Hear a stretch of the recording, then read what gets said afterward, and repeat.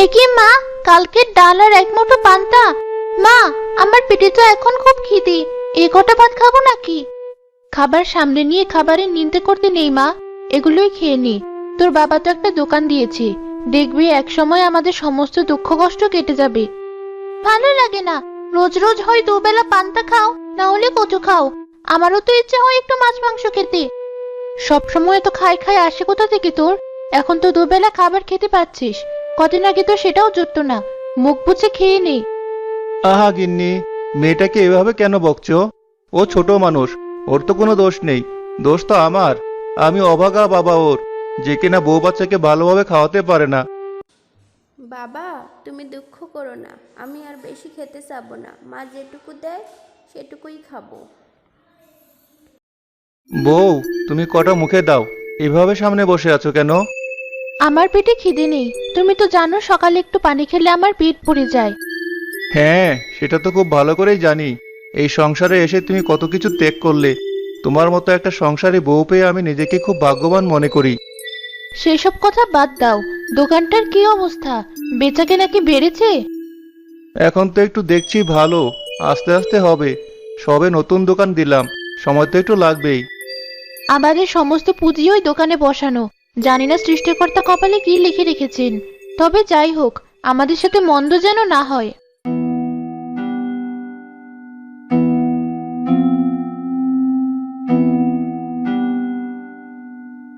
কিছু বুঝলে? বুঝলাম তো। কে বুঝলে? এটাই যে এবার এরা আমাদের থেকে ধনী হয়ে যাবে। যে করেই হোক, এদের আমাদের থেকে ধনী হতে দেওয়া চলবে না। এবার বাড়ি চলো।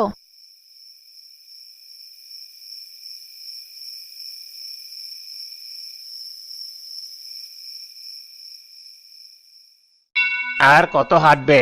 এত হাঁটলে তো পায়ে ব্যথা হয়ে যাবে। শেষে আমারই পা টিপে দিতে হবে। তোমার ওই মোটা মাথায় তো আর ভালো বুদ্ধি বের হবে না। ভাবতে দাও কি করে ওই দোকানটা দূর করা যায়। মাত্র তো দোকানটা শুরু করলো, কিছুদিন চালাক, তারপর না হয়। চুপ করবে তুমি, গাধা একটা। ওরা একেবারে ধনী হয়ে গেলে তখন ভেবো। শোনো, আজ রাতে সবাই যখন ঘুমিয়ে যাবে, তখন ওই দোকানে আমরা আগুন ধরিয়ে দেব।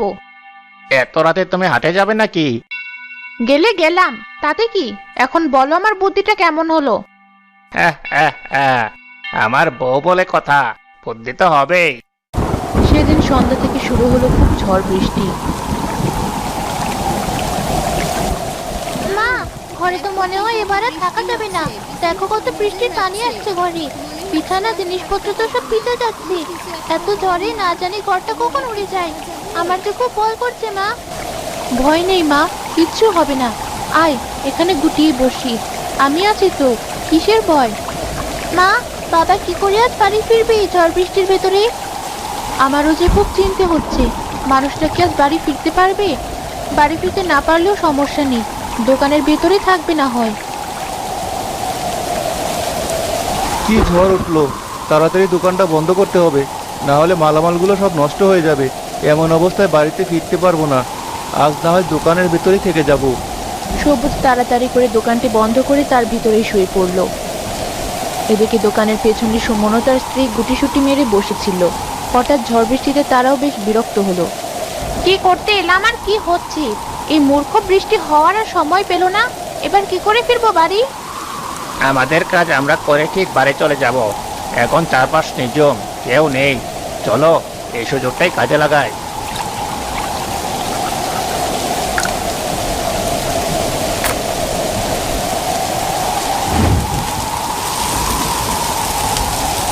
তাড়াতাড়ি চলো এবার, না হলে কেউ দেখে ফেললে সর্বনাশ হয়ে যাবে। তারা দ্রুত পায়ে হেঁটে বাড়ি পথে রওনা দিল। দোকানে আগুন জ্বলতে জ্বলতে বেশ বড় আকার ধারণ করলে ভেতর থেকে গরম তাপ অনুভব করে উঠে বসলো সবুজ। বৃষ্টি হচ্ছে বাইরে, তবু দোকানের ভিতরে এত তাপ কোথা থেকে আসছে?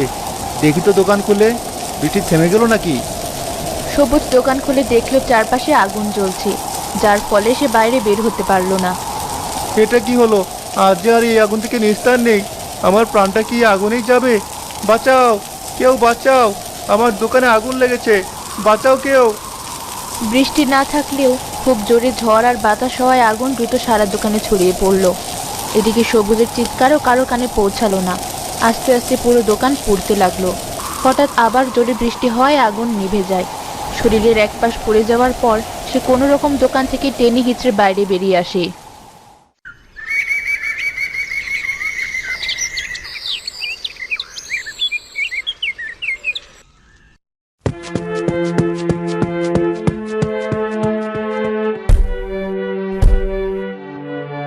ভাবি, ও ভাবি, ভাবি তাড়াতাড়ি দরজাটা খোলো, সর্বনাশ হয়ে গেছে। সারা রাত ঘুমাতে পারেনি বৃষ্টির জন্য, এত সকালে আবার কে এসে দরজায় শব্দ করে? আরে মুহিব ভাই, তুমি যে এত সকাল সকাল কি হয়েছে? ভাবি, সর্বনাশ হয়ে গেছে। সবুজ ভাইয়ের দোকান রাতে আগুনে পুড়ে গেছে। সবুজ ভাইয়ের অবস্থাও খুব খারাপ, তাকে হাসপাতালে নেওয়া হয়েছে। কি বলছো? এ কিভাবে সম্ভব? সৃষ্টিকর্তা, এ তোমার কেমন পরীক্ষা? চারদিক থেকে আমাদের এভাবে সর্বশান্ত করে কেন দিচ্ছ? মা, তাড়াতাড়ি চলো বাবার কাছে, না জানে সে কত কষ্ট পেয়েছে।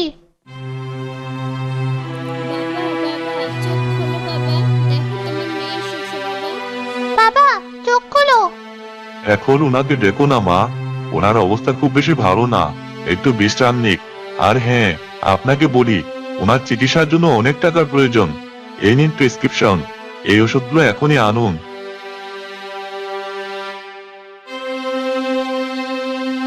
কি হবে এবার? কি করব? ঘরে আজকের খাওয়ার মতো যার অবস্থা নেই, সে এত টাকা কোথায় পাবে? মা, আমাদের সেই সম্বল বলতে তো আরেকটা জিনিস আছে, আমাদের ধবলি। তুমি ওকে বিক্রি করে বাবার চিকিৎসা করাও। হ্যাঁ, এটা ছাড়া আর কোনো পথও নেই। তোর শখের ধবলিকে যে এবার বিক্রি করতে হবে।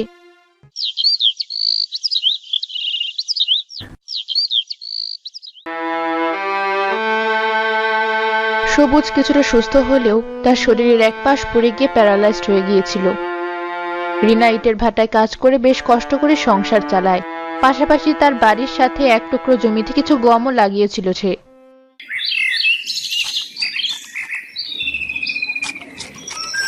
ওঠো, এই ওষুধটা খেয়ে নাও। তোমাকে কতবার বলেছি আমার জন্য ওষুধ আর এনো না। এত কষ্ট করে রোদে পুড়ে ভাটায় কাজ করছো, টাকাগুলো রেখে দাও, অসময়ে কাজে লাগবে। চাচা, তোমরা কেন? আমরা কি তোদের বাড়িতে আসতে পারি না? না হয় জমি জমা নিয়ে একটু ঝগড়া লেগেছিল তোর বাবার সাথে, তাই বলি কি তোরা আমাদের পর? তোরা তো আমাদের আপনজন। না, তোমরা তো আমাদের বাড়িতে আসো না। বাবা এতদিন বিছানায় পড়ে থাকলো, একদিনও আসেনি, তাই জিজ্ঞাসা করলাম। হ্যাঁ, আসেনি, তখন রাগ ছিল তা। যাই হোক, যে কথা বলতে এসেছি, জমিতে তো দেখছি ভালোই গম হয়েছে। এবার গম উঠিয়ে তোমরা আর ওই জমিতে চাষ দেবে না। কেন ভাই? জমিটা হিসাব মতো আমাদের, কষ্ট করে চাষ করেছে বলে এবার ছাড় দিলাম। পরিত্যক্ত জমি ছিল ওটা, এত কষ্ট করে আমি আর মা জমিটা ঠিক করলাম, আর এখন বলছো জমিটা তোমরা নিয়ে নেবে? এত ছোট একটা মেয়ে কেমন মুখে মুখে তর্ক করে দেখো। তোদের বলার কথা বলে গেলাম, বাকিটা সময় হলে আমরা বুঝে নেব। বাড়ি চলো এবার। শুনলে তো তোমার ভাই কি বলে গেল? কিভাবে চালাবো আমরা এই অভাবের সংসার?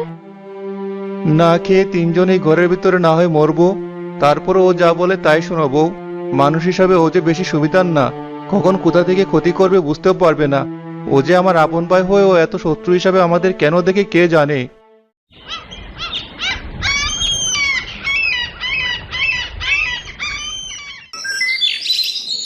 পরের দিন সকালে রিনা কাজে চলে গেলে তরি বাড়ির সব কাজ গুছিয়ে বারান্দায় বসলো। আমাদের জীবনটা কত অদ্ভুত। সব গরিব মানুষের জীবনে কি এত কষ্ট? ভাঙা ছাদ, দুবেলা খাবার, আর ময়লা ছেঁড়া পোশাক।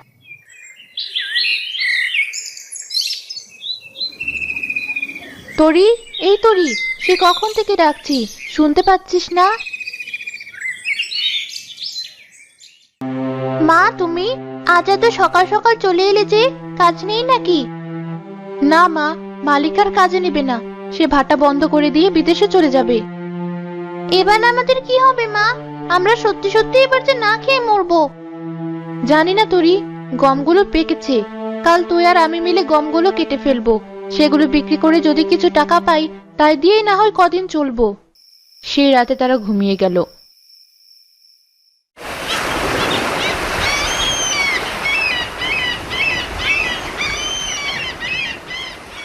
পরের দিন সকালে উঠে তরি ও তার মা মাঠে গিয়ে দেখলো একদল হাতি তাদের গমের ক্ষেতটা খেয়ে প্রায় শেষ করে ফেলেছে।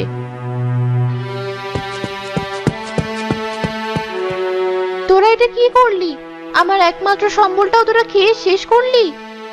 এতগুলো হাতি একসাথে তোরা কেন এলি আমাদের খেতে?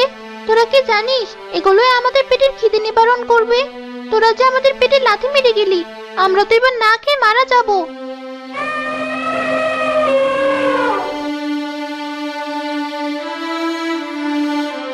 মা, বাড়ি চলো, এখানে তো আর অল্প কটা গম আছে, এগুলো আর কি করবি? ওগুলোই কেটে নিয়ে চল মা, ঘরে যে খাবার আছে তা দিয়ে একদিন চলবে। তার পরের দিন না হয় গমগুলো কুটে কটা রুটি বানিয়ে খাবো, একটা দিন তো চলবে। ক্ষেতের মাঝে খুব সামান্য পরিমাণ গম ছিল, তারা সেগুলো কেটে বাড়ি নিয়ে শুকাতে দিল। দেখতে দেখতে 2 দিন পার হয়। মা, আমার খুব খিদে পেয়েছে, আমাকে কিছু খেতে দাও। ঘরে কোনো খাবার নেই তো মা, চল তোর চাচাদের বাড়ি, ওখান থেকে কটা খেয়ে আসিস। কাল গমগুলো কুটে রুটি বানিয়ে দিব। তাহলে তাড়াতাড়ি চলো মা, কাল দুপুরে খাবার খেয়েছি, আর যে খিদে সহ্য হচ্ছে না।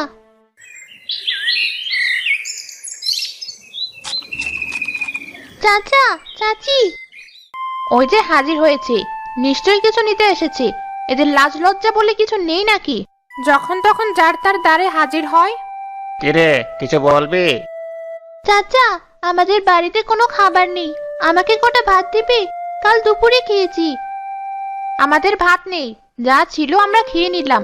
যখন তখন এটা ওটা নিতে আসিস, সবসময় তোদের জন্য কি আমরা এটা ওটা নিয়ে বসে থাকি? ছোট মানুষ, ওকে ওভাবে বলছো কেন বোন? তোমরা তো আমাদের আপনজন, তোমাদের ছাড়া কোথায় যাব?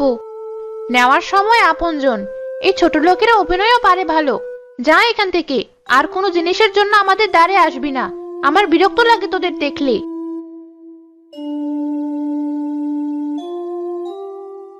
নিজের না থাকলে কেউ আপন না, অভাবে অদ্ভুত জিনিস। এটা শুধু পেটে নয়, মনেও খিদে জাগায়। কেউ সহ্য করে, কেউ ভেঙে পড়ে, কেউ ভালো থাকার অভিনয় করে। এই খিদে আমাদের সহ্য করতে হবে, ভেঙে পড়লে চলবে না। আমি আর খাবার খেতে চাইবো না মা, তোমাকে আর কারো কাছে ছোট হতে দেব না। পরের দিন রিনা ও তরি ঢেকিতে গমগুলো কুটে বাড়িতে আনলো। মা তরি, তোর অনেক কষ্ট হয়ে গেছে, তুই একটু বিশ্রাম নে, আমি রুটি বানিয়ে তোকে খেতে ডাকবো। আচ্ছা মা, বাবা পানি চাইলো, আমি বাবাকে একটু পানি দিয়ে আসি।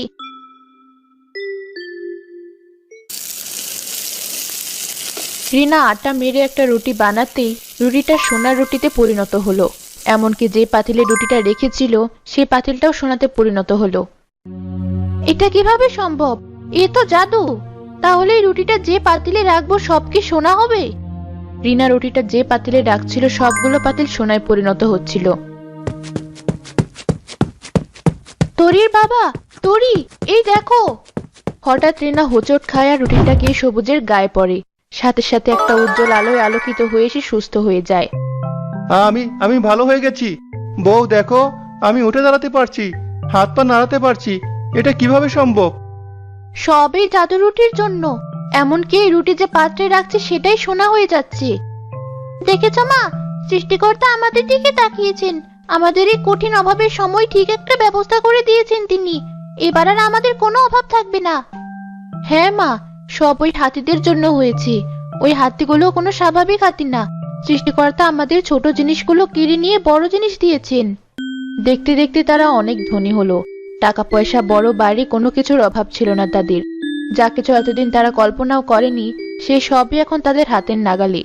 এসব তার ভাই সুমন ও তার বউ কোনোভাবে সহ্য করতে পারছিল না।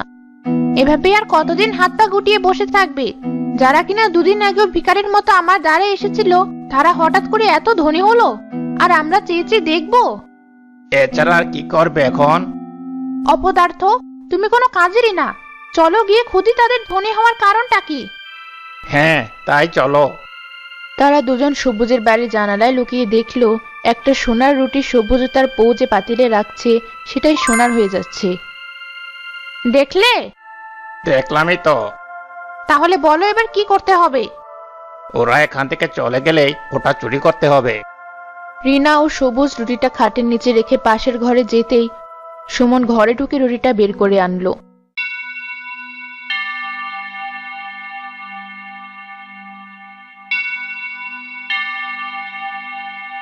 রুটিটা পাতিলগুলোর ওপরে রাখো, আমার যে আর দেরি সহ্য হচ্ছে না। আরে দাঁড়াও দাঁড়াও গিন্নি, রাখছি তো, এত অধৈর্য হও না। সুমন রুটিটা একটা পাতিলের উপর রাখতেই রুটিটা গলে পাতিল ভর্তি পোকা হয়ে গেল। একই, ওরে বাবা, পালাও! গিন্নি, পোকাগুলো আমাদের পিছু নিচ্ছে, তাড়াতাড়ি দৌড়াও।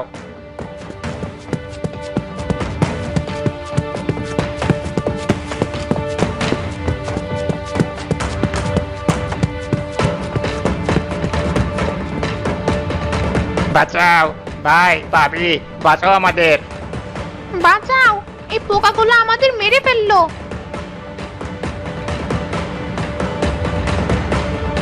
এ কি, তোমাদের গায়ে এত পোকা কেন? ভাই, লোভ করে তোদের জাদুর রুটি আমরা চুরি করেছিলাম, তারপর দেখ আমাদের কি অবস্থা হয়েছে। ভাই, আমাদের ক্ষমা করে দে, এদের থেকে বাঁচা আমাদের। সুমনের কথা শেষ হতে না হতেই সব পোকাগুলো তাদের শরীরে বসে মুহূর্তের ভেতর তাদের অদৃশ্য করে দিল। পাপীকে কখনোই ক্ষমা করতে নেই। এরা পাপ করতে করতে সীমা অতিক্রম করে ফেলেছিল, যার কারণে এদের প্রাণ দিতে হলো। মা দেখো, জাদুর রুটি কথা বলছে। আমাদের যে আর কোনো কিছুর প্রয়োজন নেই, এই জাদুর রুটি আমাদের কাছে থাকলে না জানি কবে আমাদেরও লোভ বেড়ে যায়। হ্যাঁ, তুমি ঠিক বলেছ। জাদুর রুটি, তুমি আমাদের অনেক উপকার করেছো, আমাদের অভাবের সংসারটাকে আলোকিত করেছো। আমরা তোমার কাছে সারা জীবন কৃতজ্ঞ থাকব। হ্যাঁ, এবার আমারও ফিরতে হবে আমার স্থানে। তোমরা ভালো থেকো।